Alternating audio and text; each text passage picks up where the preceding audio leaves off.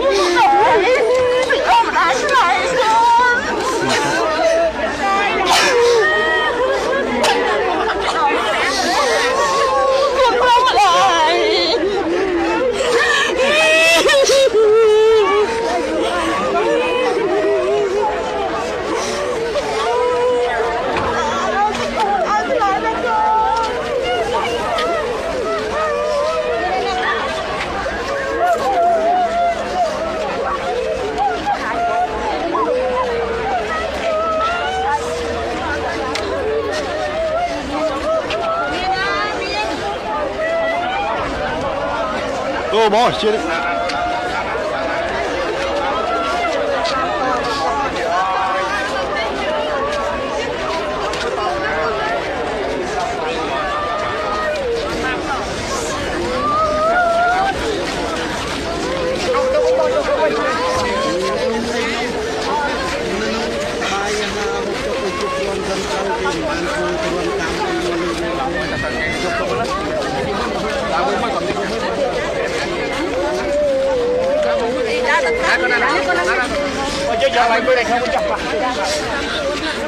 បងមកចេះតិចគ្រឿងទេចាំខ្លួនរកដល់រៀបចំដល់ឆ្នាំថាចាំទទួលខ្លួនតាំងពី2ដង4 5ដងបងខំមកទៅខាងនោះខ្លួនបានមើលព្រលមានខ្លួនតែនេះស្អីខាងមើលព្រលមានគេតែបងដាក់អូនបងអូយទៅបាត់ពុកយើងតែអីទេពុកយើងមិនឲ្យយើងទៅធំហ្នឹងគេឲ្យយើងឡើងខាងនោះវិញបាត់ក្នុងលោកអូយអស់ពេកយកធូតអស់ពេកអស់ណាអស់ពេកយកដៃញួរជើងព្រួយអស់ណាខ្ញុំមកវិញ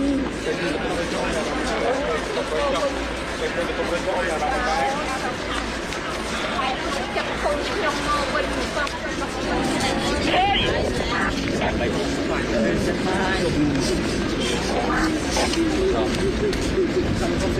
ា